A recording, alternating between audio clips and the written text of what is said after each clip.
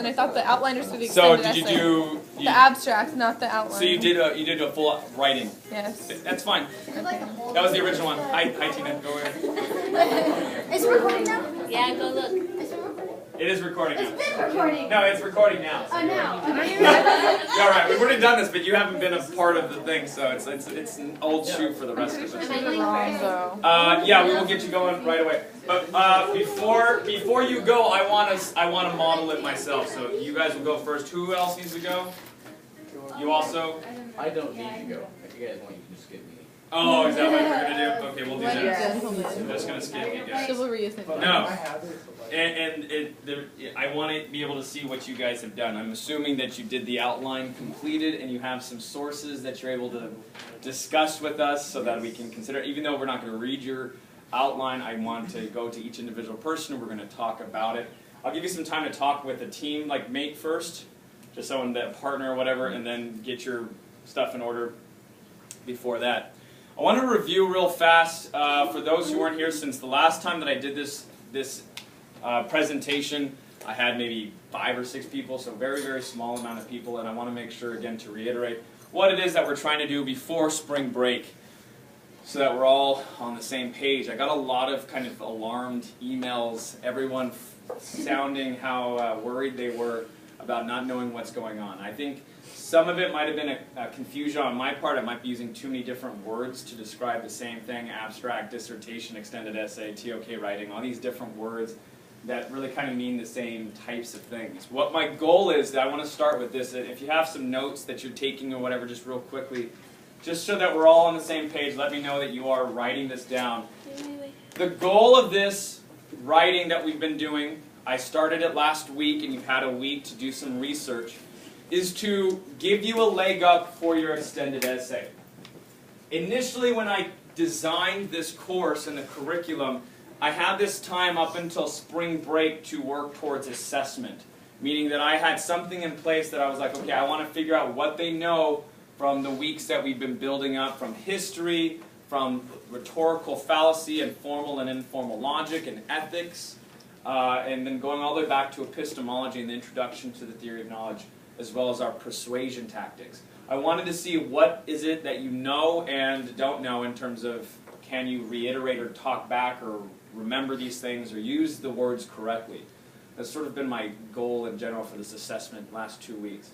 And it's been highly theoretical, meaning I've just been saying, hey, go and research your extended essay. But my goal has become, because of the extended essay and your guys' obvious need to have direction on that, not just from your advisors, but maybe from someone who's like kind of kicking your butts a little bit to get some sources down, get some sort of framework to start thinking about this stuff early, so you're not overwhelmed your senior year where all of your major projects and assessments will become due. The last thing you want to do is have this extra thing that you're needing to just shovel out really fast and not really think about.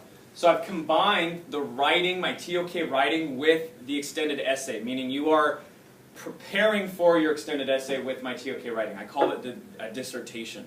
And all that means is that you were creating an argument, and then from that argument you were to create presuppositions, go through that whole model of the outline with sources, but connect it to your extended essay.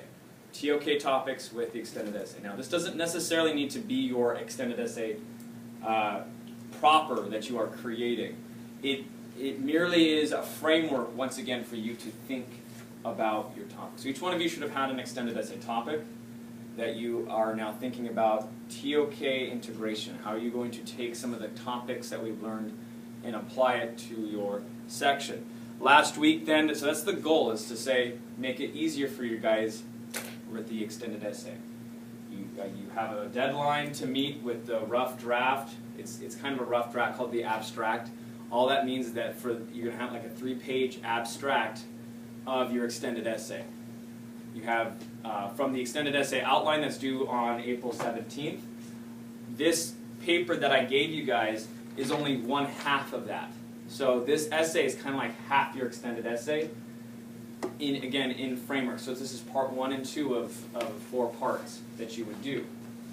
Now, when you do your extended essay, you don't have to do it in the same like TOK integrated style, but you already have now evidence or research questions, something involved that'll get you in that path. And if you want to just continue with what you write for me, for your extended essay, I think that would be a good thing as well.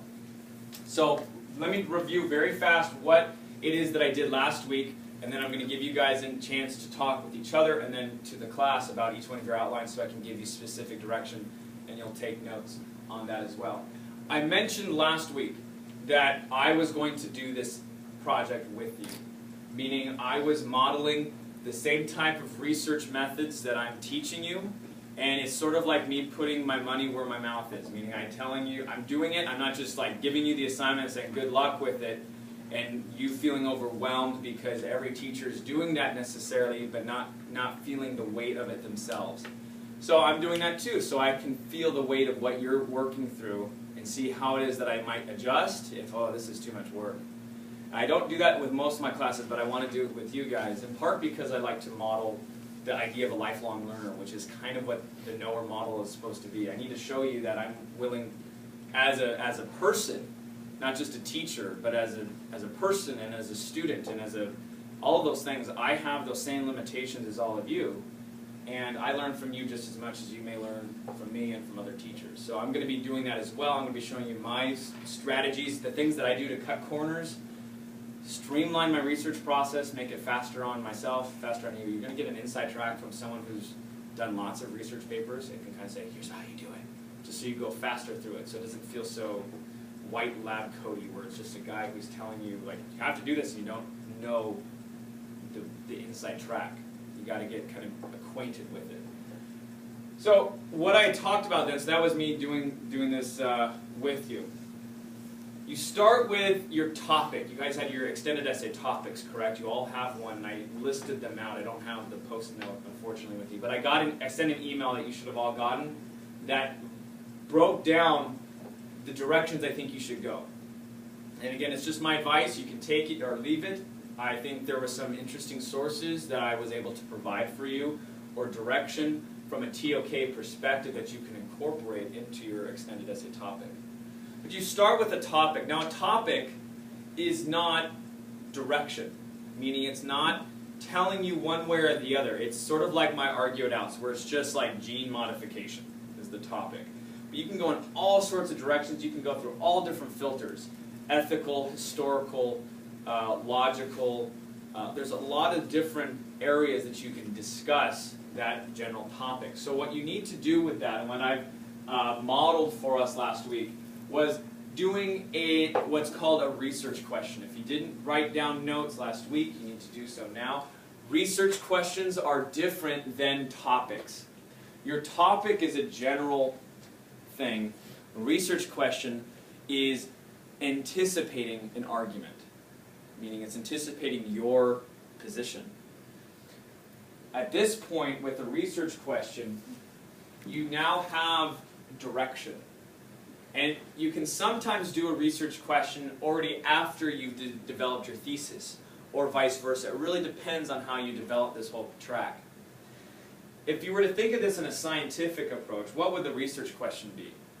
From a it's the anticipation of your hypothesis. So it'd be like your research question in science, and then your thesis statement would be like your hypothesis. Well, I think this is going to happen. It's a prediction. But this is a prediction of your own opinion, of your own worldview, connected to what you think, or you intuit the evidence to take you. So I think there's this feels right to me when I look at the world like this. Is this so? Now, what might happen to either your research question or your hypothesis / thesis in the course of writing your paper? What might happen? It could be changed and revised. Yeah, so your hypothesis doesn't necessarily set in stone. That's what the rough draft charting is for. But what you're to do once you're doing your evidence and you realize, I don't either have enough evidence to support my position, I don't have the scope correct, I might be doing too wide or too narrow, or my research question just might be just straight wrong. I might need to go in a completely different direction. Any of those things might happen to where you need to revise either your hypothesis or your research question. This is all working stuff. meaning it's workable and finishable. So I modeled that after my title question from we've been doing for the last 3 weeks or so, when I had given you TOK questions for your Socratic seminar, and you were to have an article about historical revision and some type of topic along with that. I had general title questions. Those title questions were topics. They weren't research-based. So I focused it on things that I wanted to know. I normally base it around a series of 3s. That's something to maybe write down.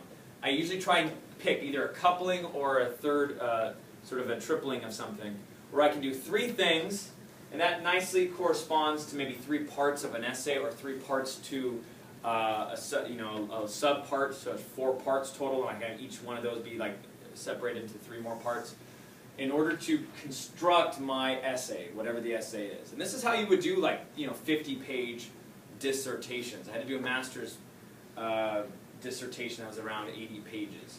It's a lot of writing. It's a lot of academic writing, not just fun writing. So you need to have this type of organization involved with your writing from the get-go. So my research question was, this is going all the way back to that history lecture again, was that idea of border disputes. History changing over time with symbols of these borders. Ethnic identities, like identities in general. So I had a series of examples that I'm now going deeper into. Did you have a question? Did you write this? This is yours? That's mine. Okay. So that's all authentic. That's me writing my own so stuff. This is And I'll talk about it if it's too Okay. dense or whatever. It's not anything you have to know. Mine is like kind of different than this. And I'll talk about that because everyone has a different style. So if you decide you don't like my style at all, or you choose a different model of outlining, I totally would love it if you wanted to do it more of in a creative approach as opposed to this really dry academic approach, do that too. So it's just how my mind mechanically works when I do academic writing.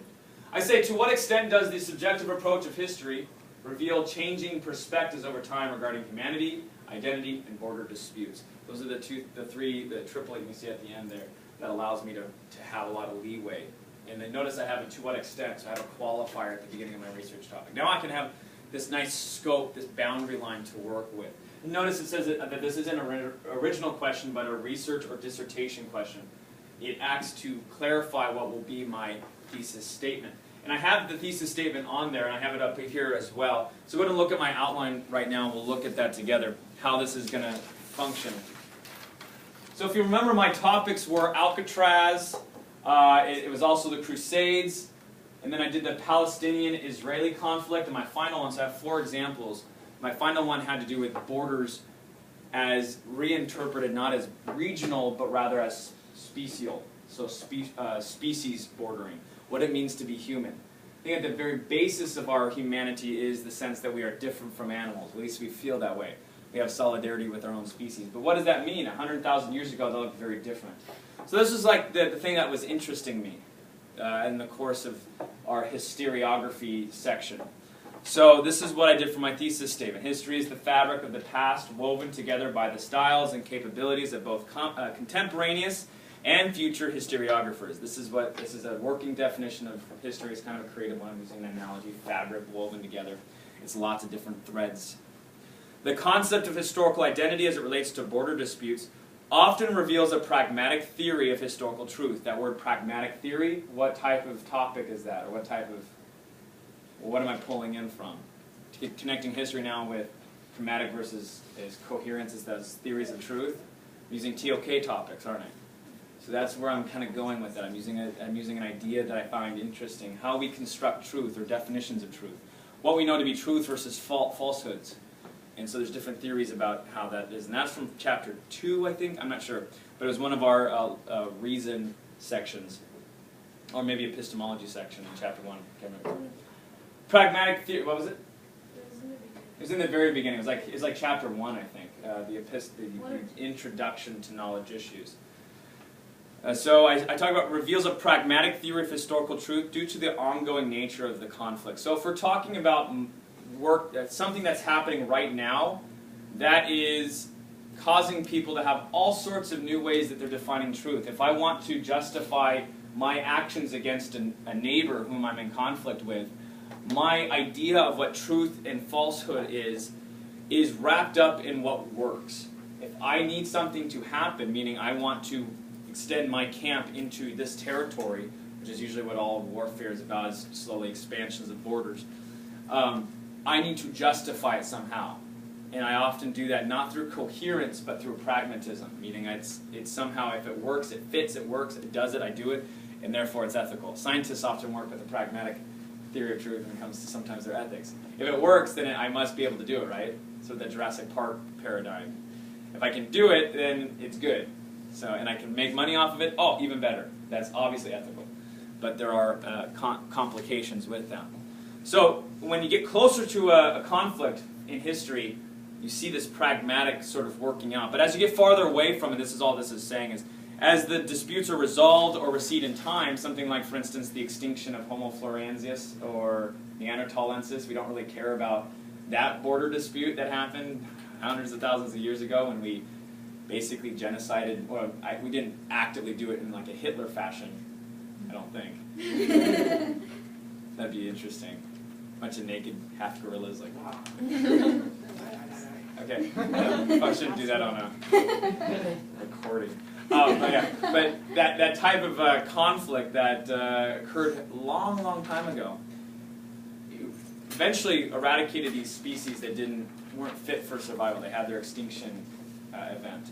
So I'm interested in how that then, when we think about the past, especially far way past, I also use Alcatraz and the Crusades, that fits more in a coherent system where we look at different evidences, we have a farther perspective, but in some ways gain a different perspective on it because we can see all these different people and how they interpret it over time and maybe try and reconstruct the past, but we have to do it through coherence. We have to make it feel right, and if something doesn't fit the system, we have to let either the thing go or the system go. And oftentimes it's really hard to let the system go. That's part of the difficulty in general of proving unique events, unique species. If you can't prove it based on the coherence of the system, then you have to drop the evidence normally. That's a hard thing because even if the evidence seems convincing, the uniformity of experience against it seems to override it. That's, if you're doing a topic like on miracles, does miracles happen? I seem to kind of come back to that over and over again because it's part of history. It would seem that the event would have to have such strong evidence in order to overwhelm the uniformity of experience against it. So I know a couple people have topics on that for extended essays. So that's what I'm interested in, and how it relates to the fields of ancient, scientific, and historical knowing. So here I brought in areas of knowing, TOK topics like theories of truth, as well as my examples from history. So lots of different places. You probably won't have as much of complexity to yours. It's fine, and it can be more survey-oriented, where you're just talking about over time, how does something change. But I ask you to incorporate at least a few areas of knowing, if not some of our theories that we've talked about over time. So that's the thesis, a research question, and then my thesis statement, my 2 body paragraphs. I've broken it down then into pragmatic, so the recent stuff, or stuff where we have both contemporaneous and looking backward in time, so I can see the divergence in theories of truth connected to the event, as well as then, so that's the ancient ones and the past disputes versus the modern disputes, which really only is the Palestinian-Israeli conflict, which I'm spending a lot of time on because I'm interested in that topic. So that's really my goal there. So what I had done was, from part 1, I have my 3 paragraphs, one from Alcatraz, Crusades, and Homo floresiensis, so the controversy surrounding how we came out of Africa, or was it a multi-regional thing, or are there a lot of these different competing species of humans? What's the science behind it? How does this fit with coherence theory? I then had an argument for each one that I'm interested in focusing on. And this in itself is their own sort of mini thesis statements that you do that fit, that's supposed to reiterate or reinforce your original thesis. So here I talk about Alcatraz, for instance, the first one here about it being a symbol of darkness and evil in pre-colonial history of Native Americans, but then later was transformed by the same type of Native American identity to a symbol of protest and a symbol of needing to belong to a unique group, so it became something that they readopted or reconciled. Found that to be fascinating. It was a very pragmatic use of that regional symbol in the area. They made it work because it was available to them at the time because of the weird, there's a law that says that Native Americans can co-opt any federal building that had been abandoned. They can like take it and say it's mine. It's a weird sort of rule book, but they are able to use it to demand all sorts of things, and they are actually able to be quite effective as a protest. So I talked about that. Supporting research, I have a really cool article that I read, which is called Rock Prison of Liberation, the American Imagination and How It's Captured by the Alcatraz System over time. So that was a really good one. I also have a couple others that talked about the Native American movement. Crusades has to do with the symbols involved with the Crusades as both people's pragmatic, so at the time, people had such a pragmatic view of the Holy Land as part of their own, connected to their own salvation. So you have a lot of middle-class folks and lower-class folks saying, I want to go to heaven. This is the way to do it. Go and reclaim the land for the Pope and for Christianity and Christendom. Connected to the economic and the political groupings of the various Islamic kingdoms, and then Byzantium in the middle. And so I talked about that as well. Over time, though, we lose the sense of expediency to what crusades are, what the crusades were, because we don't really fight that same battle in the same way.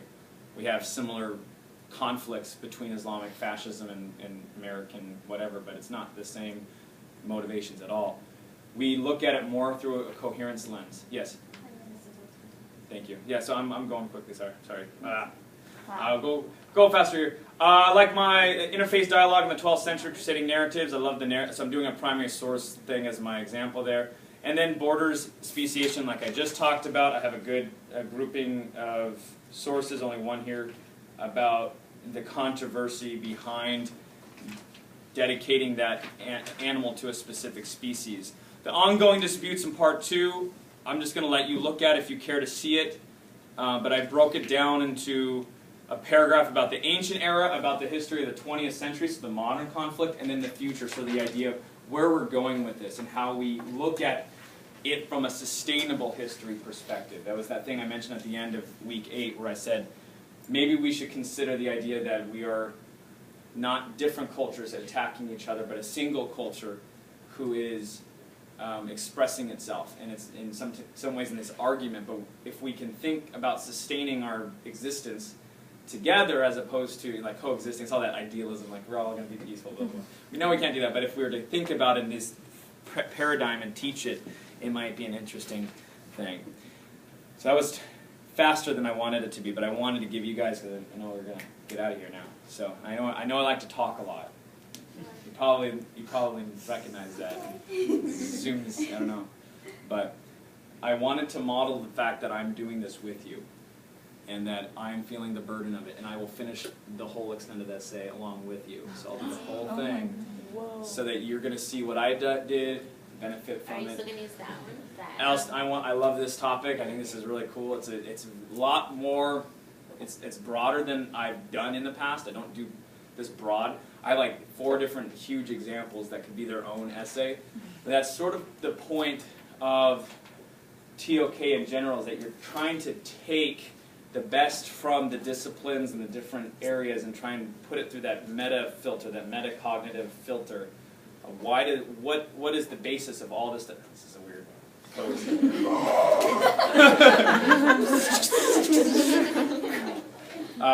Take all those good things and see if I can fit them through a new lens. Look at them like this. I don't know if that works now. Yeah, it's officially recorded, so very good. I had this really cool. I'm gonna like draw it out, or I don't know. I can't remember what I was gonna do, but this cool way of thinking about TOK in the sense that every week it's like a big telescope. You know those kaleidoscopes? Yeah. They have all different beads and mirrors and things. And it's like looking at it, each week is like taking one of the plates and putting it in front of us, but you still see down the whole tube of it. So you still have to look at all of the areas and ways of knowing all together, but we might have the focus of just that first one for a little bit, and then go back, and then that goes back and say, we don't forget this, it's still there, but now we're doing the next week. So that was something I was like, hey, that helps you think about it. It's like, oh, it's all visual. What a meta. Mind all right, so I would love now to listen to, not myself. I'm like really nervous now. But I'd like to listen to you guys. So I want to give you 5 minutes right now to talk about your stuff to your partner, so you guys talk, and then you can leave if you need to, those who need to leave. I thought we were talking to you about it. Yeah, you will talk to me about it, but I want 5 minutes so that you practiced it before you come talk to the group. So do that for 5 minutes right now. Talk amongst yourselves. Yeah, I was falling asleep too. Turn to a partner. Talk about your either abstract or your outline. I know some people did different ones. If you actually wrote the whole thing, that's great. If you just did the outline, that's great too. I know I said to do the Did you write it abstract. all? No, now we're done. We don't have to do that. That's what Steve said. So we Oh, you just did your thesis? what Yeah, are you that gonna took say me like an though? hour, and I was like, Okay. that's what that's like. I don't care. It took us like 3 hours to finish everything. But Just to do I that. had 3 pages, so I'm like, You I actually had like 4. co-author. Like, I can't say that this is the extent but of like, this. what do I It's my say? TOK paper. But I would just summarize what you said. About like how ethical, the ethics are behind immigration and how countries no, the TOK paper will be take advantage of immigrants and they can't get the rights. part of what? The abstract is like half of yours. Well, you can do that because you're smart. It's just like, it's like your initial. Did you finish? Type out. It'd be like a rough draft. A rough draft. 2:40. And I got in the shower, and then I went to bed. Did you write your sources though? Did you do your MLA thing? I haven't done that. I'm so tired right now. I can't even say that. I know, I didn't get Next anything you semester, I want to were focus on my stuff. I don't want there to be a bunch of Like, saying. How would you do the MLA thing? what is your guys' song? Okay. Lincoln, a true abolitionist. Mine's about the ethical reasons of how That's fine. If countries you could only take have advantage the of essay immigrants. elements, How then countries let's could take consider advantage that of in our immigrants, discussion now. but in How you're going to return they incorporate won't give the TOK immigrants elements. their If you want labor to. rights or I would like you. their I'd like to rights to see be a it citizen. in your paper because I want to practice assessing it. But Oh, Oh. I know, I was like tree. I still want it to be a good essay. So you don't have to play it safe. Just go on Mexico host. Is that what you're Incorporate going at to least one or host? two elements. Yeah. Excited for you to At just least have ethics or history, you know what I mean? Like you can do things that you talk about. Did you get that picture I sent you? One of my sources was written by Christopher Hitchens. It was about Make sure everyone gets to talk in your if you're working in a team. It was really interesting too. Yeah, and I did. Yes. He's dead. I see him every night. Oh yes. When I did the try, Let me see. I know, I didn't do it like that. Have you look at it? What's like, We can what's spend your most favorite of the time part about this? finalizing stuff. as opposed to, like, everything. Like what? What's your Yeah. favorite song? The TOK assessment is Do you guys see how They What's your favorite part? don't give you the title question until like late. What's your Like, favorite? at that point in time, like early second semester, to say. So you're talking? And then you only have a couple months before. No, she knows what that is. Stuff. You know, Like, I do all the, I go History of super education, like, no, I'm asking her if she knows what that is. Everyone knows what that is. second time. One day, there will be. He General is. It's true. That's how he is. One edit. Computer. Yeah. Like simple, like yeah. Yes. He's like Einstein of Kind of like today. a crazy Damn it, topic, Jocelyn. but they're broad. I mean, they're all. Okay. You'll have the entire semester and Are then you probably see what like those a people? month or You so. see that people like shadow my life for like TED Talks. But it'll fill fast. And you have all your other stuff to do. You have all your other assessments. So, you're done? You went briefly over it? No, I meant like. Do you want to briefly go over it now? You're saying? Right now? Not right now. Right now. Got 2 minutes. So you guys all done? Or? Yes. Okay, you ready to talk then? Do we have to like go over like everything? Yeah. Like give like a brief It's like, good that you have everything, and that's good. We do not need to go over everything in front of me. So tired. Maybe specify things that you want to like have direction on, maybe, or if you're just interested in talking about the summary. Yeah. Yeah, okay. So I guess we'll start. Who needs to leave officially? Do we have people that need to leave? Let's start with them. Tina, can you two start here for us, and then we'll discuss maybe your direction. Okay, for my outline, I did my. Talk louder, because everyone here would love to hear you. Okay, for my extended essay, my topic is psychology, like the brain, and I want to do something about brain damage, but I'm not sure about my question. Oh, okay. And Not sure about your direction yet? Yeah, Okay, no. so you didn't create a research question yet? Okay. but I did I looked things up on EBSCO, and I was like people coming out of comas and Oh. people like how their life is after brain damage if they're able to wake up from a coma. And I kind of went through. I did how you did it, but I didn't like how I did it exactly the same way. Yeah. And I used the source and. Okay. So you have your sources, the flicker of consciousness. Yeah, I've done that one. Did you do that too? Yeah. The same one? Yeah, the same source. Oh, cool. Used. Flicker of consciousness. Yeah. So don't take it. No, you can. It was really interesting. Maybe one person. One person read it, and give an the abstract to evolution the of other the brain, person. how it affects Like, human you know, like separate your. That's one of the ways you get through. And I read Stuff. this one story about a woman. She hits her head at the bottom of a pool, Okay. and she stays underwater, laying because she like passes out at the bottom of the pool for 2 minutes, and her like brain stops working, and they take her out, and she's in a coma for 2 months, and her boyfriend comes in to see her, and he kisses her on the cheek or something, and she wakes up. Like a total sleep. Yeah. Beauty. No. Snow White. Like, now Yeah. that's interesting. And so.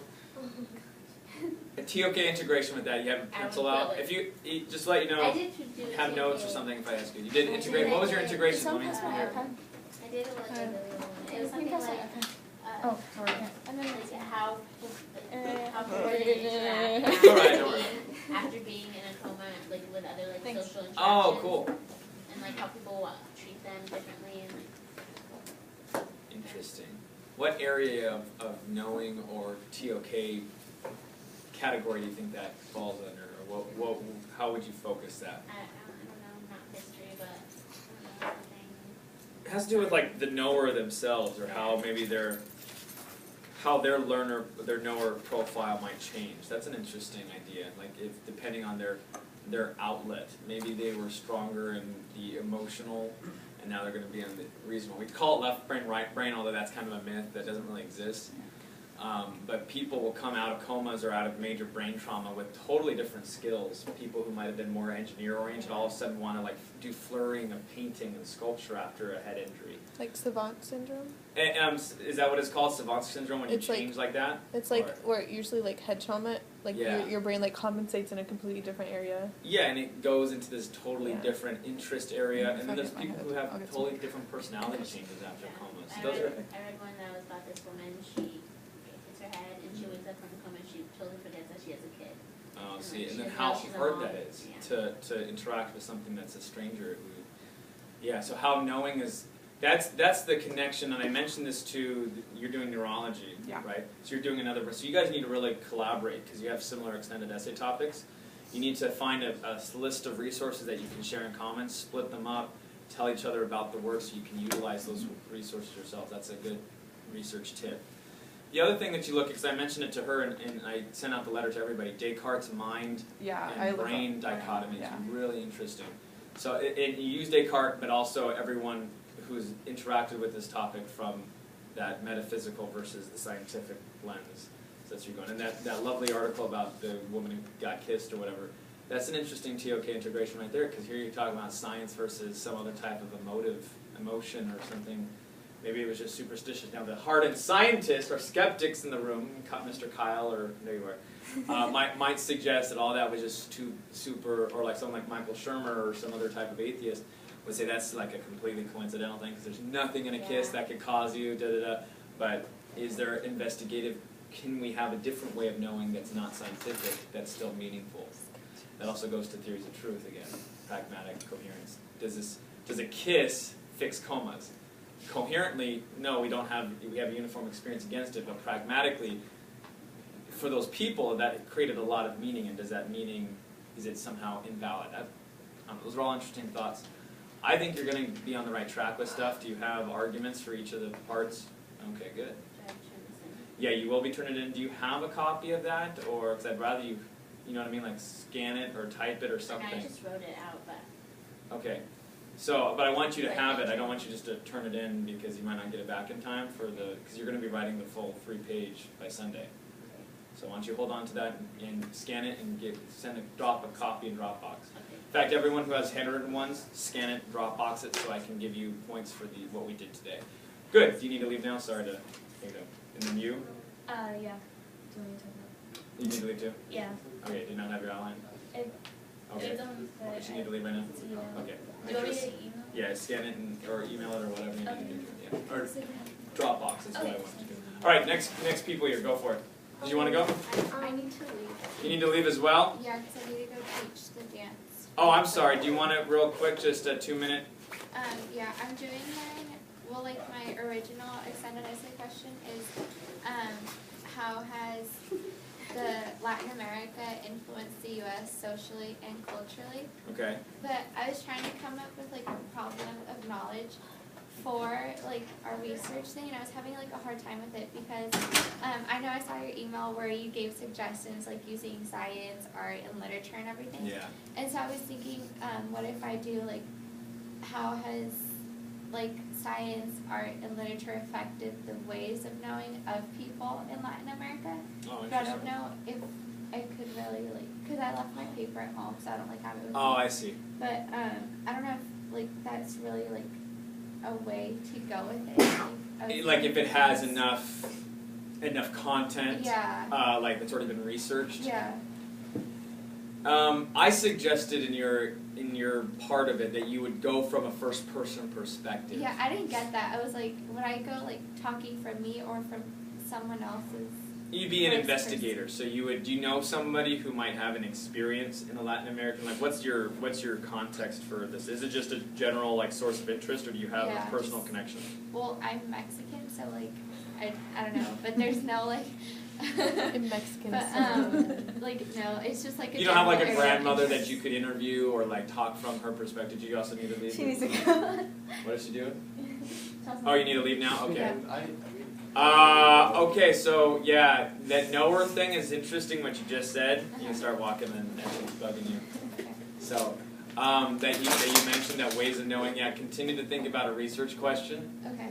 I think it would be really powerful from a first-person perspective. That's what immediately came to my mind. Okay. How somebody that you know thinks about the world based upon the stories they tell or something. But maybe that's me just being kitschy. Like I'm this white guy who has no culture, and I think about like an older Latina grandmother like going, you know, these amazing stories. But man, that's So like if I being racist, I guess.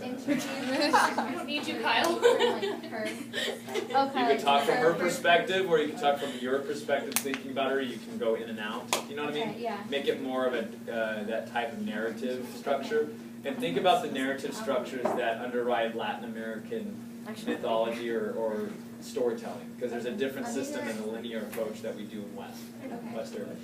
Maybe that can give you your research question a little bit more focused. Like, to what ways do people, when they talk about their own art and culture, do they affect their history or their views of the world based upon these cultural markers? Okay. Hopefully that helps. Sorry to do it quickly, but goodbye, Teresa. Goodbye. Thank you so much for your input. Huh? Nothing. What? Or like Yeah. scan it and then email you my ideas. Do you have to leave too? Do you have to leave? No, they don't have to leave. They don't I'll stay for like I'll stay. It's Kyle's like, I have to leave, yeah, right. I actually want to be Good. Who wants to go next? Just go for it, Andy. Mine's on the resurrection. Yes. And so The resurrection of who? of You have to be Jesus more Christ. specific. The Not everyone in here is resurrection. Christian like you, Andy. We don't just know these things. Be more specific. Okay, I did. I did the Christ, pragmatic get it. truth of it. Like, Okay. well, I did because I already wrote the full abstract. Yeah, so you wrote your full Yeah, so paper. like I have like all my different. Like, do you want me to talk about each? Yeah, just whatever you think would be enlighten us to your process or to what you're thinking about doing. Okay, well, I'm doing like my problem knowledge was to what extent was the possibility of the resurrection.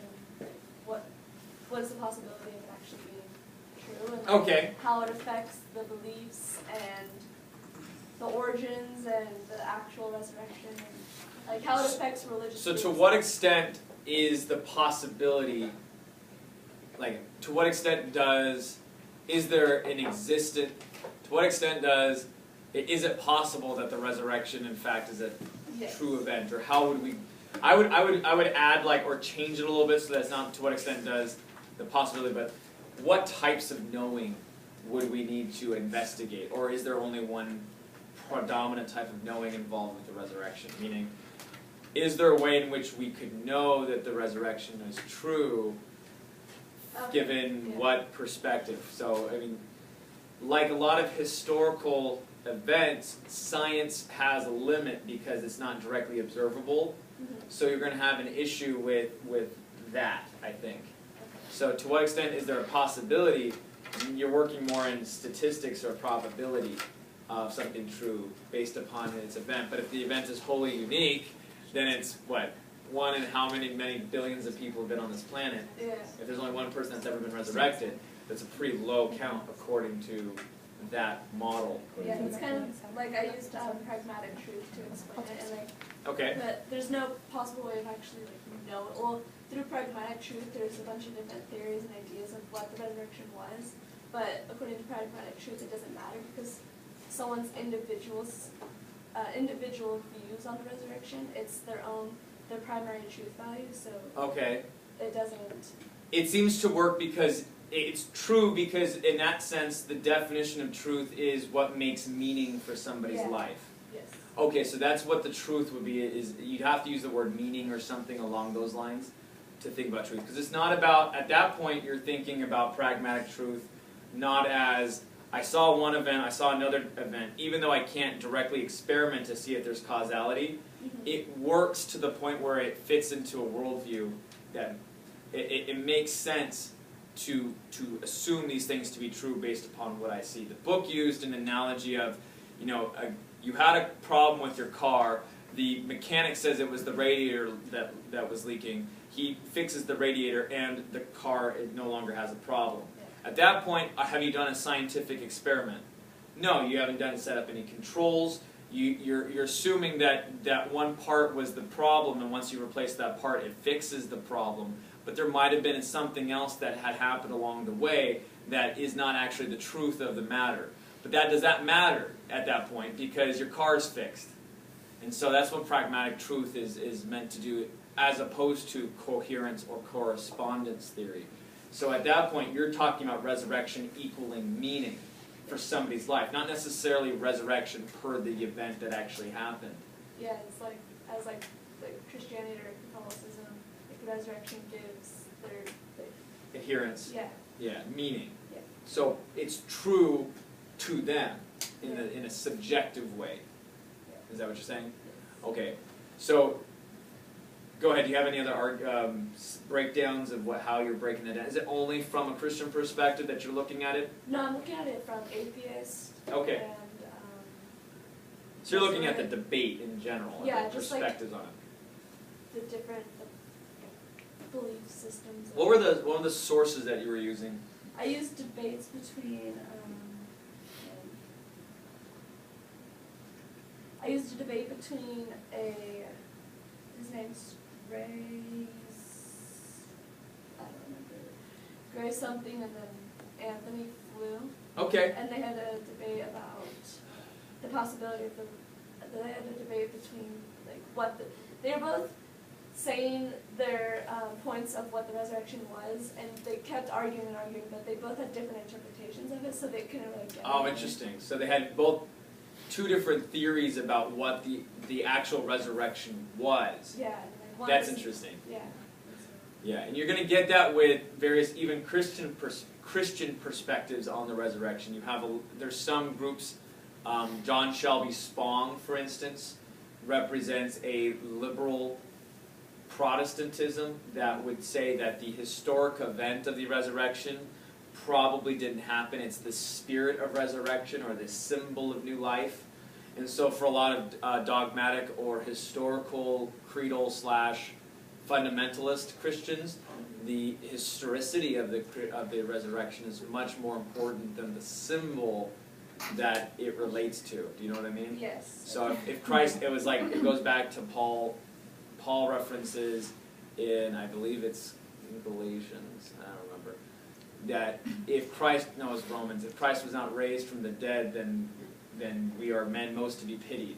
And so from Paul's perspective, it would seem that it's important that Jesus actually did do these things, or else why are we Christians, that kind of thing. One of my sources I found, it was saying how without the resurrection, then like the Christian religion, the Catholicism religion, they wouldn't, like in the Bible somewhere it says that there wouldn't really be a Christian religion without the resurrection because it represents like rebirth and like redemption and stuff. So It would be incompatible as a worldview if it didn't actually have some sort of root in something in life.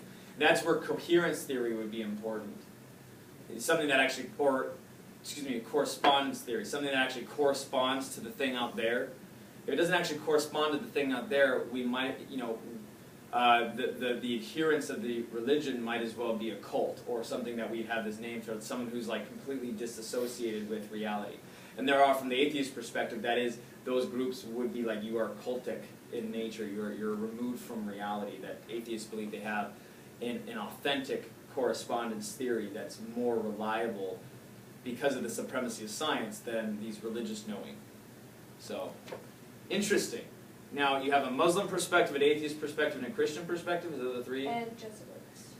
Okay, so Jesuit is different than what other Christian? You have a couple Christian perspectives then, or? I have denominations of Christian Catholicism.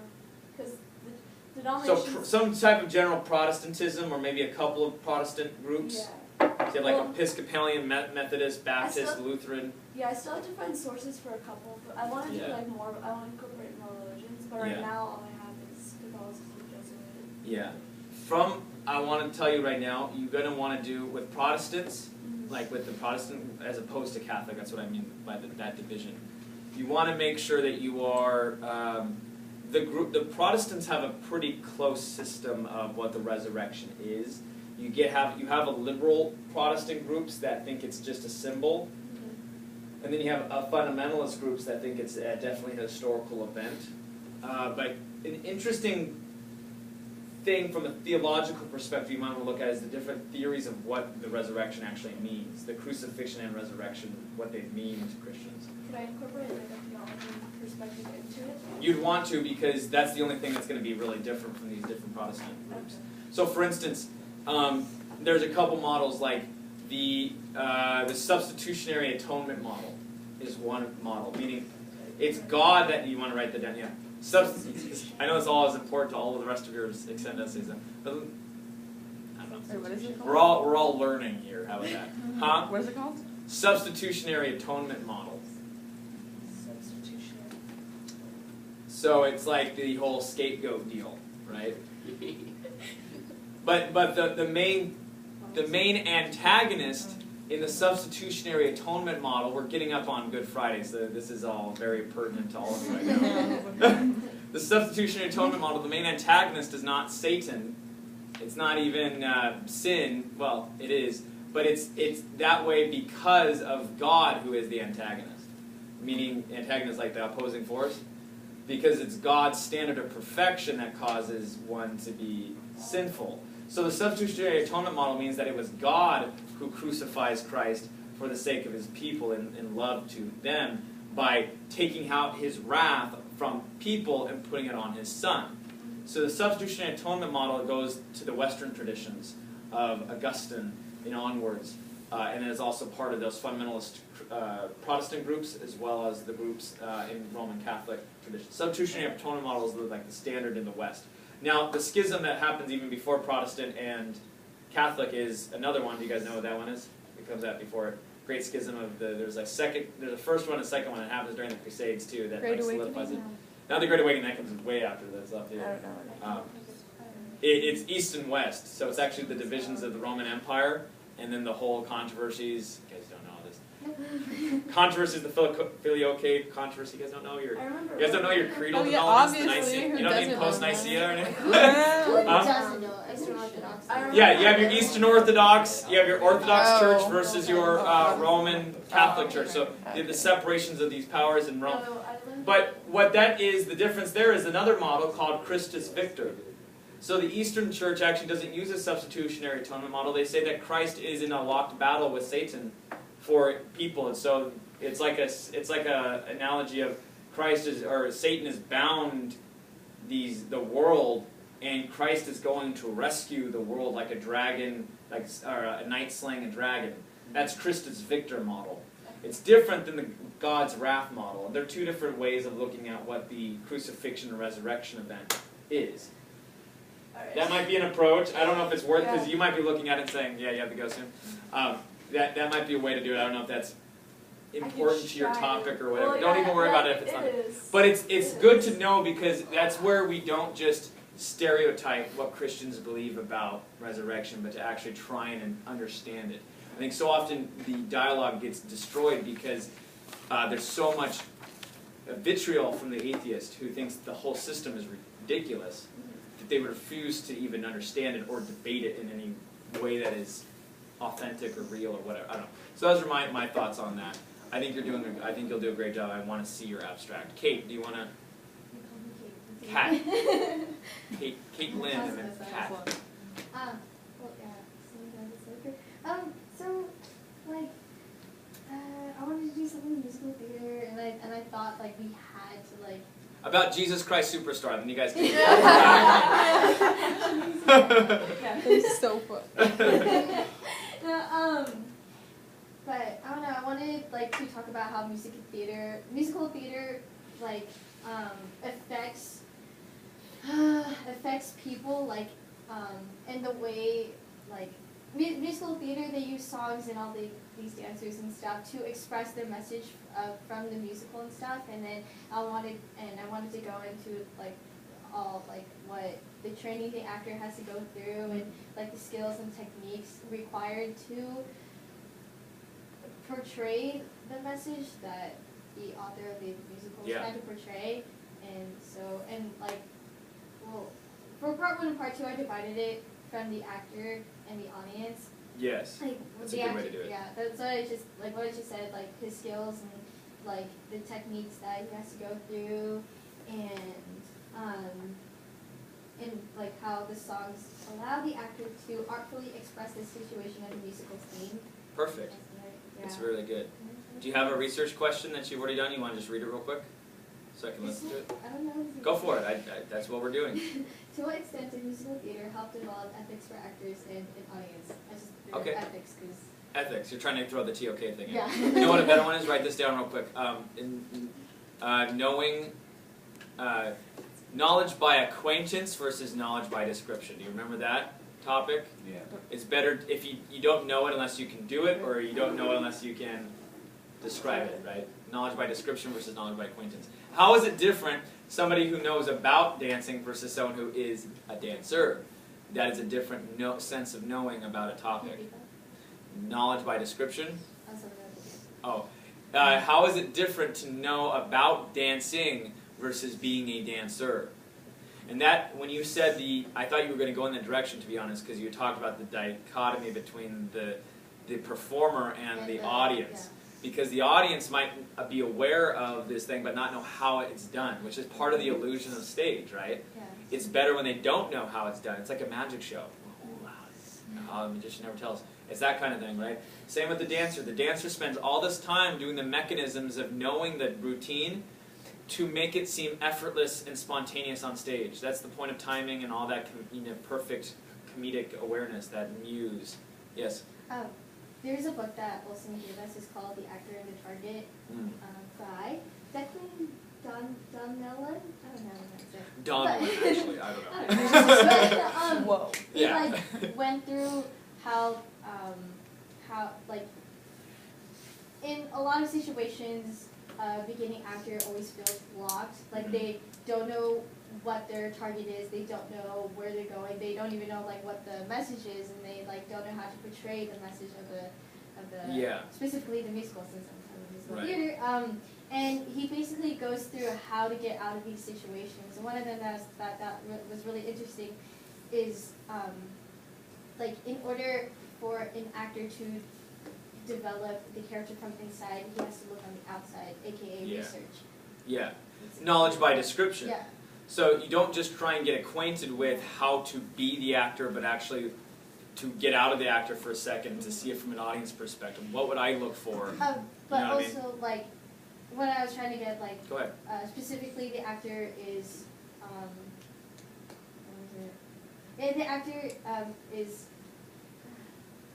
casted, that's the word. The actor is casted a certain character, but that character has some sort of background story, and like we also have to keep in mind the musical's time period and the setting and everything and such like that. That's what I was trying to get, how like the actor has to go outside his own knowing. You mean like how outside his own perspective on things to try and get into another like time period and context. Yeah, right? like when an actor is trying to like portray a character, he can't solely depend on himself and his like past his experiences. intuitions, Yeah. right? And last year Miller had the advanced students do this like assignments about like method acting and stuff, and like different like philosophers, I guess, like talked about like different methods to act. Like for example, method acting. Like an actor in real life, they'll like try to act like their character in order to get a true performance in there, like on stage. For example, we talked about how Meryl Streep. Have you seen Devil Wears Prada? Yeah. Yeah, how Meryl Streep, she's like this crazy like dragon lady like boss, Right. and she like Did that. Yeah, in like real life. Yeah. So. Daniel Day-Lewis is a great one too. He was a total. He was actually Lincoln. He was like he was lives there. like when he did Scarlet Letter or whatever. He did that movie. He lived in a cabin for like 6 months with no like running water, no electricity, and just like became that person. When he did his first Oscar came, he's like the most That's why he gets 3. decorated. He has 3. Yeah, when he did the Yeah. movie about the Irish cerebral palsy patient, he spent like a couple months in a wheelchair, like pretending that he was acting, I should say, not pretending, but to do that so he was fully in character. Heath Ledger spent months in. Yeah. You gonna say that? Yeah. Heath Ledger spent months in a motel, like by himself to get in part for like totally did that.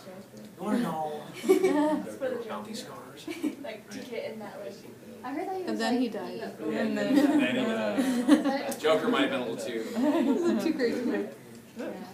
So very good. It sounds like you have a really interesting scope of this. It sounds like you have a good source to work from. I would want you to incorporate those knowledge elements to it and consider how it is that a knower can change himself or transform into that new entity that they have to become. That's part of art, is to become these things, especially that art of acting. That's a whole different. I do art of painting, which I can be my own person. In fact, I'm so absorbed with my own ego that I can't. As a painter, that's all I'm doing is just thinking about my own stuff. But acting, they can't do that. You have to become, the whatever. I don't have names of anybody. I'm like, become Romeo. That's all I know. So I know Romeo and Juliet. All right. But solid. Look through yonder window first. It is the east. And Juliet is the sun. Arise, fair son, of the envious moon, who's already sick and pale with grief that thou, her maid, art far more fair than she. You're not her base and she's in. You guys all know that. Okay, good. Yeah, You guys done? Thank you. Next. Did you want to talk real quick about your neurology stuff? Okay, so I will. My advisor told me this topic was too broad, so I don't know how to break it down. Who was your advisor? Miss Beckius. Who? Miss Beckius. Beckius. Okay. Yeah, and it was analyze the evolution of the brain and how it affected the human behavior, particularly aggression. But I'm not sure how to break that down even more. It's too broad. Yeah, that's what she said. So you want to then go into a research. That's why the research question is important. Yeah. So that's your topic, aggression. Yeah. You want to create an argument at that point to be specific. So I think that's what she means by it's too broad. She wants to see where you're going with it, and I'm assuming you have some source work or something. Yeah, I actually wanted to incorporate Descartes and how he argues that the mind is completely different from the body. Cool. And it's therefore possible from that one is to exist without the other. Okay. So you're arguing that this, in fact, is the reality of things. That the mind is somehow it's connected, but it's not the same as the body. Yeah. Okay. And how does that deal with aggression then, you think? So, for example, like if it was, they were like in a trial, he could say that my mind has its own like body, like he can control his mind. Okay. So I wanted to incorporate that. So the idea that you're, Okay, so aggression then can be that the body is not being controlled by the mind. Yeah, exactly. So aggression might be some other, and then how does that connect to the brain? So you have that part of your brain, right, that like medulla oblongata. Something wrong with that boy, medulla oblongata, right? Or water boy, anyone? No, that's you. My mama said. All right. Crack it out. I got so many teeth. Go play some foosball. No toothpaste. Yeah, no I like how he toothpaste. starts agreeing with them after you like tackle him. Yes, whatever you say, sir. He's like, Mom was right. Mom was right. Say hi to your mom for me. My mom said. Yeah. No, yeah, so you have the pons, and you have the medulla oblongata, and you have the brain stem and all that. Yeah. That all controls those automatic things of your body. Where does your aggression lie? Is that where it's at? I don't even know, because I'm not a brain scientist. Darn it. Next year. Maddie. But, yeah, who's our brain scientist?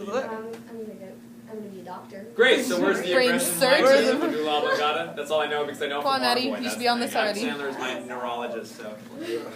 Okay, so that's interesting. And then so you're incorporating the TOK element. I think that's perfect. Do you have any other, did she say that entire scope was too broad? Yeah. You told her about the Descartes yeah. thing too? I would do case studies then, make sure you have things for her to say, if I had specific evidences to go into this, I want to look at how it is that, for instance, people can, in the court of law, that's your other area of knowing, is this idea of like, does this work in a legal framework or an ethical framework to say that somebody's aggression is disconnected from their ability to reason or rationality? I don't think it's that broad. I think it's just being organized with your top. So do you have a breakdown? What were your parts? Do you have like specific parts? I didn't know how to break it down, but I just found articles. For the part one, I just found how a possible meltdown and stress could cause a person to act in aggression. Okay, so meltdown and stress. So how stress interacts. Okay. So like us. Yeah, and then there's other one where it's how brain damage affects the aggression of a person. Brain damage will affect aggression. Yeah. Okay. And then also the psychological factors that affect aggression not only in humans but in animals. Okay, so it happens in animals as well. So this idea of aggression. It'll be hard to incorporate the TOK model that you're trying to do with the mind, brain. You need to start finding specific articles on that. Yeah. Because what you're going to run into is the predominant psychological paradigm is B.F. Skinner behaviorism. So he's gonna completely reject the brain-mind dichotomy. Yeah. They're gonna think it's all gonna be just Pavlovian. It's gonna be response causality based upon the neurons in your brain. So it's gonna be hard for you to say that there's some sort of meta-rational level that we exist on in that process. But the legal framework will be interesting because then you can take it into the courtroom and say this is justified. That when we say has there been cases in which someone gets let off the hook because there was when we talk about a temporary insanity, what does that mean? Yeah. That might be an interesting thing. How does aggression interact with this legal framework of temporary insanity or something along those lines? This person is unable to control themselves. There was this moment that wasn't really them. What does that mean, though? I killed somebody, and that I didn't kill somebody. Not that. Not that I've ever been caught. I don't know. But that's an interesting thing. I think you're on the right track. I don't know anything about brain science, I'm sorry. Can they use that as a reason to claim insanity? That your brain... it was caused you to do it, like you, that's what we're just like a rage reaction? Yeah, you had a rage reaction that wasn't you, and so therefore to punish you severely as if you were in your right mind. But really, I mean, at that point you're at the threshold of what it even means to be in your right mind when you stab somebody. Or you know what I mean? Like... And that goes to, if you're going the legal framework, that's just me throwing it out, you can totally reject it, but that goes to the whole reason why we have prisons to begin with. Are we doing it just to keep violent people off the streets? We're trying to rehabilitate? Are we trying to punish? So those are three different views of how prisons even operate. That's the only thing, when you think of aggression, that was one of my word maps that I did really quick in my brain. Aggression equals like, you go to jail if you do something bad, right? So, but why do you do that? I don't know. Temporary insanity, aggression. Okay, so that'll be cool. You need to get a source on the mind-brain. Okay, good. And next. we have a couple people. Yes, please. Well, my topic kind of integrates bionic technology and ethics. Okay. Pretty much in my paper, I want to explore the ethical dilemmas that researchers and scientists face as we expand more into this world of bionic technology. Bionic? Yeah. What is bionic? Like integrating computers and humans. Yeah. Okay, cool. Like Terminator.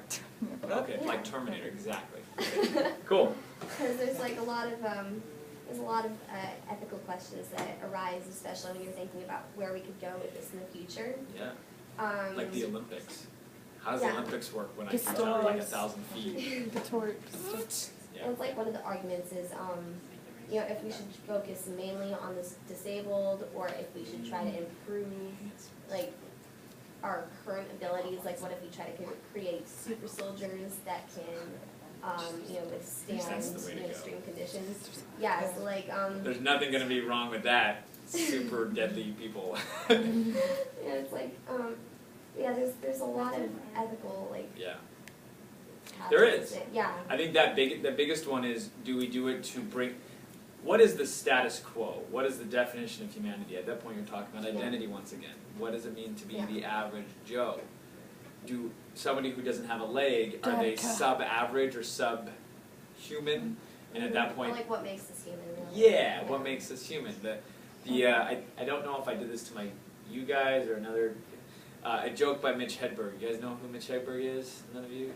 He died recently of drug overdose, right around the same time as Heath Ledger, actually. These guys. Anyways, he has a joke about the identity of corn, but he doesn't say the identity. That's me being all academic-y. But he talks about, like, why would call corn, he's like from New Orleans or whatever, so it's like, why would call corn corn on the cob? Corn. Because shouldn't corn on the cob just be called corn? Like, it should be that when you take it off the cob, it's corn off the cob. It's not like you call my hand Mitch. And when you put my hand back on my arm, it's Mitch all together. Mitch all together. So the joke of like, what is it to be me? When you if you cut off your hand, are you like, 20% less of you? Or, you know what I mean? Like, you're you minus 20%, or are you still you? And so what does it mean? Or if you cut off half your brain, at that point, are you half you? Even that is. So usually, like, also with heart transplants, so if someone else gives you your heart, is that still you? Are you still you? What is you? You're a collection of what? Are you something beyond what? You know what I mean? So there's all those questions. So that's a really important topic too. One of the debates that recently, it's similar. It's related. It's an intelligence squared debate. It's intelligence with a little squared at the top, huh? I listened to that one you told me about. Did you? What is it? God. The God refuting science one. The one that I'm talking about is should we genetically engineer children? Oh yeah, I was watching that. And it overlaps because you're talking about more bionic, I'm assuming, like prosthesis and that sort of thing. My mom has rheumatoid arthritis and like her hands, like she had surgery and like they're like she can't move her fingers and that kind of stuff, and she wants to get that because they're starting that. Yeah, but they're doing like trials. They're doing actual hand transplants, but they're also talking about the robot hand. I don't know. Wow. At UCLA, but you have to meet a lot of requirements to be in it, and she didn't meet it, so that's But that's interesting because they have the argument about whether or not we should do this. There's really two ethical dilemmas involved with that, which you rightly pointed out. So your TOK area is ethics, right? Yeah. It's about should we do it just to get up to that average, or should we do it to enhance? And do we already enhance? How do we already enhance people? Well, we work out, don't we? We love our breast implants and our buffness and all that stuff. So that's enhancements. Yeah, and then there's also earlier you said about the genetic engineering. It ties into a lot of devices work better if they're implanted in an early age, and should we give those kids that choice for something that's going to impact them for the rest of their life? Should they be given that choice at that age? Right. Or, there's always that one. Yeah. And then there's always the talking slippery about developmental readiness, there's a slippery slope fallacy for sure. Yeah. Because immediately, you see some guy, he opens up a fridge with his new hand, you're like, ah, Terminator, Skynet, all that stuff. So that's the slippery slope, right? Obviously, it's not that. I saw the dude. It was so cool because he had one as a Bluetooth thing, so he's controlling with his mind or whatever. It's so awesome. The ones that are really cool is if an individual lost their arm, they'll take like the residual nerves and they'll attach them to spots on their chest, That's and then so they'll cool. have Use their pecs to like electrodes, like sensors Yeah, they that can rest feel right it. there. So like it'll make like little movements, they'll pick it up, and they'll translate into movements of Yeah. like the That's arm. cool. He was able to like, he did this whole thing where he got into the routine of knowing how to do it. He could actually swivel it. He's like, no, it looks kind of creepy, but he can swivel his whole hand to like do these special maneuvers to open up things. And he's like going back. And it was pretty crazy, but he could do everything. He could pour cereal and all this kind of cool stuff. So I don't know. I'm all like, hey, you know, I want Google Glass. Like, I love that idea. I want to be like half cyborg. I totally am interested in that. But I know that there's ethical issues that need to be discussed. So very cool. I'm interested to see again what you're doing with that and how you're breaking down How your I was outline. going to Go ahead. organize my essays, I was going to first focus on history, then where we are today, Yeah. like latest technology, then future, where we're going, and then also the ethical dilemmas now, opinions of, you know, major figures in this area. Yeah. So I still haven't narrowed it down to like a word-for-word research question. Sure. Like, but yeah, I have like a general like, Yeah. this is what I want to do. Yeah. So. And I like the ethical dimension. If you want, you can consider another one that I just thought of when you would talk about major players. Another TOK integration could be how bionic prosthesis or these modifications to the body can affect the ways we know and experience the world. How does it affect us? For instance, a person who's never seen before, they have bionic implants, they can see light receptors. How does that change their perspective on things? How do they know stuff now? How does it change their ideas of truth or not you know, colors for the first time? I was also thinking of there's these guys they're called body hackers. Have you ever heard of them? They're a group of there's subgenre of people who like body piercing and body art. So it's a group that does tattoos, but they're also really interested in the idea of like, you know, doing self-modification themselves. So they'll go to like tattoo parlors because technically you're not supposed to do these things, but they go under the body art thing to do stuff. So there's like this new practice called body hacking. So that's what you look up. It's a YouTube video. It's really interesting. They actually like shoved a big scalpel into this guy's finger. I know, it was awful. Into his pinky, pulled it out, took a rare earth metal that's very, very heavily magnetized, and then like stuck it in there as like a permanent fixture. And so he can actually feel magnetic pulses. What? So he has this whole, he believes he has this whole sixth sense. He can feel like as he walks past, those what are they, the transformers and all that. He can feel wavelengths of Or you could just electromagnetism. hold a magnet. So and like, you could just no, but he says he like it like is part it's of like him. through. He's like, It's like yes. he feels like Magneto or something. He's like, What? That's weird. you guys ever see Looper? They talk about that new evolutionary thing, but all I can do is like this little trick of just floating the. It's not anything that's part of it, but they can like float a quarter above their hands, basically. Like, ooh, look at me, I'm a X-Man. Anyways, that might be an interesting route too. The idea of body hacking, how it the thing is how it changes our sense of knowing about the world. Google Glass might be a timely thing to talk about because that's maybe more of like a consumer part of prosthesis instead of just a medical. We like to enhance ourselves based upon how technology works. I mean, we all, shoot, I have transactive memory right here. Whenever I want to see something, like I have my Politico thing going on, like, yeah. Breaking news, the Senate approved its Senate House a 6-month stopgap spending bill. Needed to know that. What happened? She wants this. Sorry, what? Congress. Okay, so yeah. They actually do something? Does that help you? Do you have another outline part that you're doing? Well, I have something like interesting, I Go guess. ahead. I don't know. I did something similar to this like my freshman year for like a research project. So now you're building up on it. That's yeah, great. but like I had talked to like one of the leading people in this company called Second Sight. Yeah, Second Sight, which is the retinal prosthesis. So it for people who the retina has been permanently damaged by this disease called retinitis pigmentosa. It allows them to see again by bypassing, the retina and like putting some electrodes in the eye connected to it's really cool. But they finally got it approved by the FDA on Valentine's Day this year. So it was really cool to see that in the news because I had talked to these people like a few years back and it just got approved by like the FDA. So it's like the first. Yeah. Giving sight to the blind. That sounds like another person's topic. Interesting. Jesus there. Jesus who? Mine's me. No, I've never. I know. I'm just kidding. That's cool. Don't get bogged down in details Yeah. for those of us who don't know what you're talking about, because it's really cool. Focus on Sorry, what? yeah, go ahead. It's sort of to see like how recent all of this is. Yeah. Like it's The really cutting edge recent. elements and the questions involved. So I think a lot of your stuff's going to be guided by questions. What sorts of questions should we be asking? The question that drives us, Neo, is the question that brought you here. What question? Why are we here? It's like, what?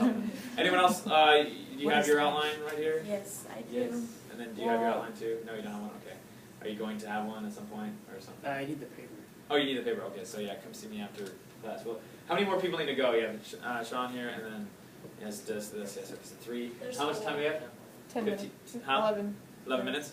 Okay, so 2 minutes per person. We've been talking too much. I'm sorry for those who wanted to talk a lot, but It's good. um, Well, Don't my face me. topic is about Yeah. immigration, so immigration? yeah, so like I was thinking about like the ethics behind the right for a country to take advantage of immigrants, like Oh, right. like labor and Yeah. but won't give the immigrants their citizenship or their natural rights that other citizens have. Yeah. Now, do you have personal experience with this or personal knowledge of it at No. all? Mexican.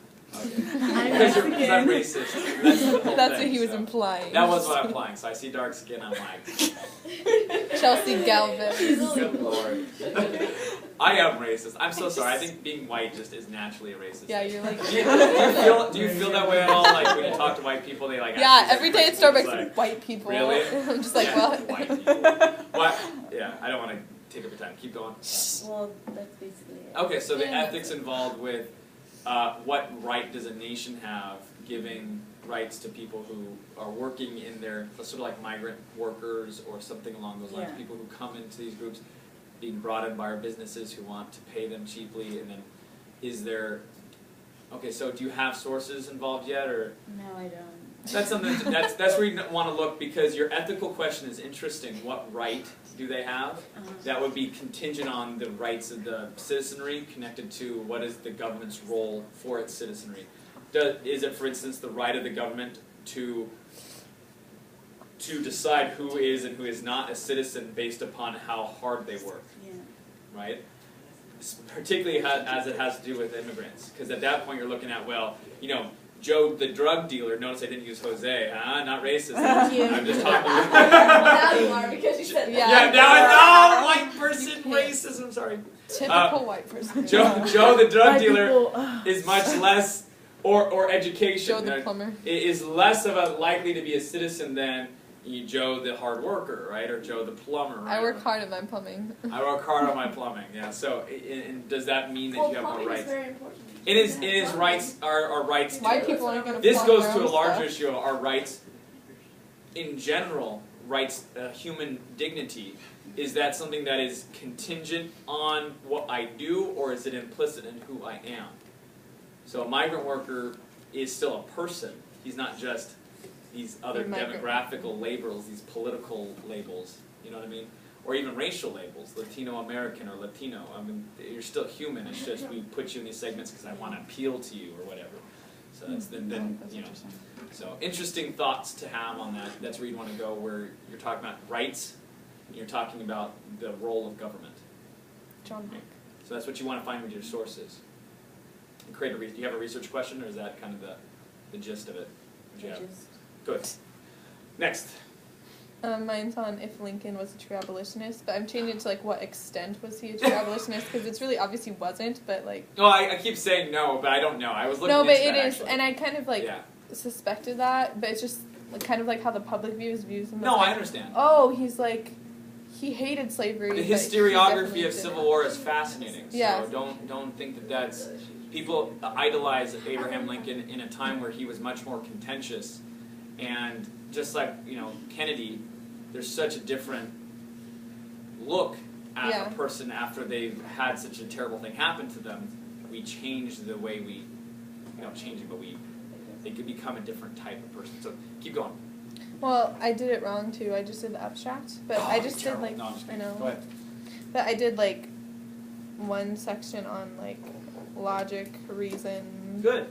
like all that kind of stuff. So I just said like how we could determine if he was on the abstract kind So of. what are the, yeah, again, that's like, what are the parameters of questions, or what is logical to assume about people from the past and what they believed?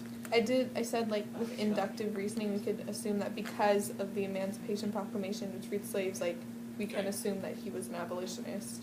And then like just, as opposed to somebody who might have been a political pragmatist and yes. recognized the shift in what was happening in the country, right? Yeah.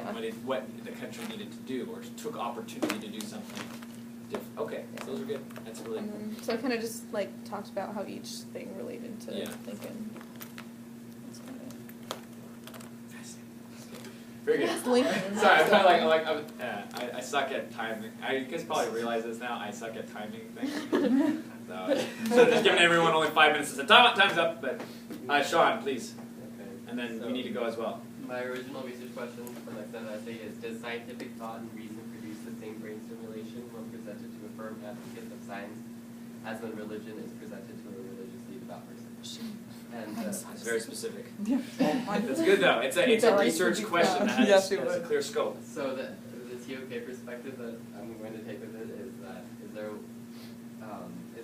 is there ever going to be a way in which we know what part of the brain stimulates religious experience and what kind of evidence is needed? Yeah, perfect. I mean, that's what sorts of evidence would you look for, and then what, if anything, would it be that theoretically? And cool.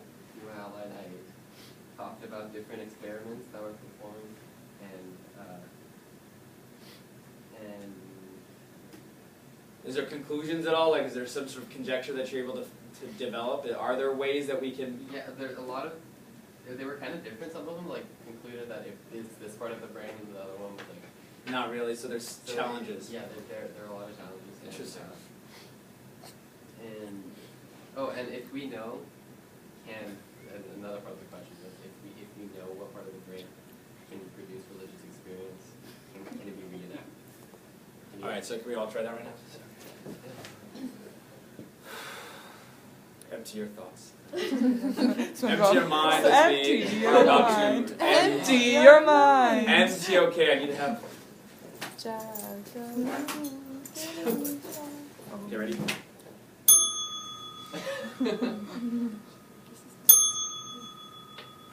Sandra. Allow the. What is it? The not Nirvana, but the other thing. Not Buddhist, darn it. The karma to. Oh, yeah. You guys ever seen the chi? There it is. Have you ever seen Heavyweights? Ben Stiller, old movie. He's like he's up on this mountain. He's like, repulse the monkey. Bring in the chi. Anyways, that's cool. Okay, so can we reenact religious experiences? What that just happened? Okay, so can you pretend to pray and make it feel like? No, rather like this computer, like something like connect to your brain. Electrode. Like with MRIs, how they can watch what part of your brain is active at that point. So if you're praying to God, could that's you cool. that? Yeah, that's interesting. Very good. That is a perfect research topic. I'm interested to read all of your guys' stuff because it sounds great. You want to go for a little bit?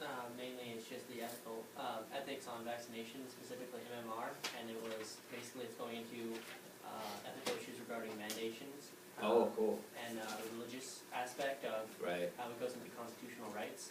And then one more, what was it?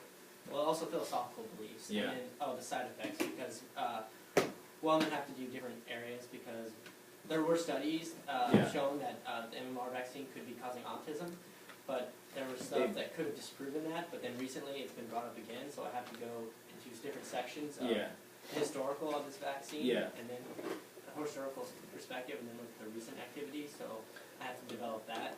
Perfect. And then I guess my thesis is more of a consequentialist attitude, seeing as since it affects the majority. Is that what consequentialism is? Yeah, absolutely. Since it affects the majority, regardless of the religious affiliations or the ethical issues, children should have vaccinations because it affects the majority of the population and repels diseases. That's beautiful. I mean, that was perfect how you said that. You incorporated TOK, you described your clear thing. And this is a good, what I'm going to recommend is kind of to everybody, make sure that your integrity of your research is there. Because with MMR and other types of autism studies, like one of them was severely discredited. So it's really important that we use peer edited, like peer reviewed stuff in the EBSCO. Not to say that anything besides EBSCOhost is like the end all be all of knowledge, not necessarily, but to make sure that we aren't finding stuff, the internet's rife with fakeness.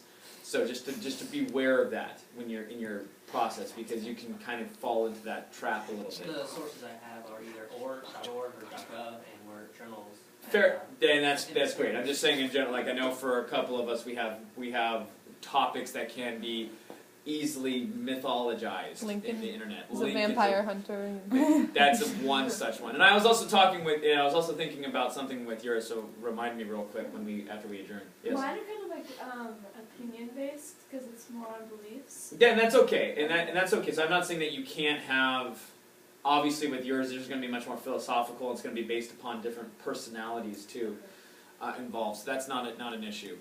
You'll have more popular readings. But I did mention to stay away from certain groups of people. So not that I have anything against Richard Dawkins, but he might not be the best source for that type of academic paper. He clearly has an agenda involved with his stuff.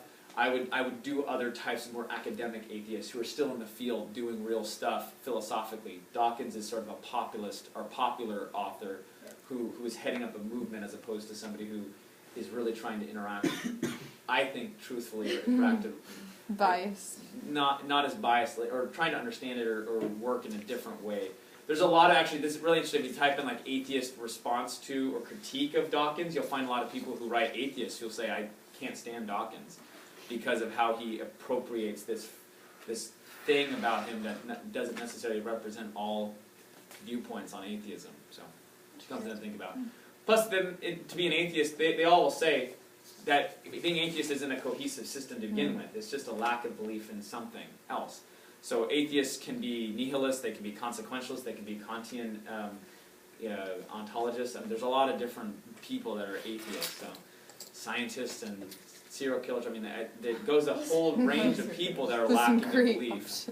Yeah, great options there. So I just threw out the serial killer thing because, yeah. Anyways, yeah.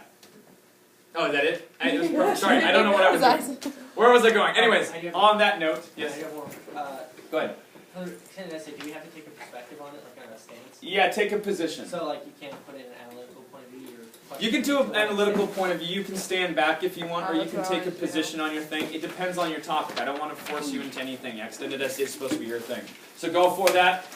See you guys later. Thank you for listening to everyone's stuff. I know that doesn't necessarily apply to your stuff, but it might be good to hear how other people work stuff out. It might give you ideas.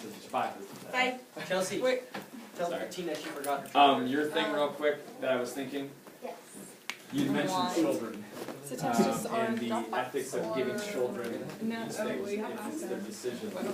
Okay. One interesting perspective I've seen is I'm gonna take a nap, so I might show up like later. it's connected to proximity ethics. Was that where Tina I went? mentioned the idea of our ethical responsibility to, for instance, my students as a teacher, or my family first, then my students, then people in Africa way down the road, right? Because I can't affect them as much as I can affect them, right? You're on the thing. Yeah. Test. Oh, We're talking about the test file. Yeah. Test marker or class marker. You all should have all gotten an account to do the test. Oh, okay, I couldn't log on. It should have a password for you that it gives you. Yeah, and then I went and it said it wasn't like the right one. Okay. Went to go. I forgot password and put in my email. Yeah, so it should have a username and a password there. If you can't get in, let me know. Tell people, spread the word. But it starts at 3, so it just opened up, and it's done by Sunday. But once you log into the test, yeah. Okay. So once you log in, 10 o'clock. Now give yourself time because it's a 2-hour time test. And so it's time, so you once you log in, you have to look at it. So completed by 12, not started by 12. yeah, not started by 12, or else you're gonna get screwed over. Is it like an essay or is it? It's 11 extended response questions, so it's about a paragraph, a paragraph each. Okay. Yeah, and they're general topics. So know your notes, like look at your notes because they actually were drawn from what we talked about in your notes. I pulled up each person's notes and kind of constructed a question based on each of our areas of knowing that we've started with. So we could like look at the stuff on the It's like done with the beginning. That's what that's for. So we can Did you like send an email for this information? I did. It has class marker stuff. Did you not get one? It should check your spam box. It said to do that in case. So do check your spam box. It's classmarker.com. I signed you up for it. It's already assigned to you. Right now it's opened up. So do that. Maybe work in a partner. I don't know. There's things that you can do to like figure it out. I don't know. Interesting. Shouldn't have to tell you these things. That's the whole point of cutting the corners, huh? For the I'll be right with you. What I was saying is proximity ethics is connected to the idea then that I have an ethical responsibility not only to the people around me but to myself 10 years down the road. So let's say I give myself a tattoo. Is it just me now, or I might be a different person way down the road, and do I have an ethical responsibility to that person as well? Okay. We're completely different people every 7 years. You know that? Like our whole bodies change. Oh. We're completely different selves than what we were Like before. emotionally or like? Not necessarily emotionally. We don't feel the transition because it's slow, but by every 7 years, our body's completely regenerated into a different set of organisms, cells and whatnot. That's So weird. something to think about. That's amazing. Yeah. So I don't know if that helps or not. Yeah, that's it right there. So you can Okay, thank you. Yeah. See you guys. Bye.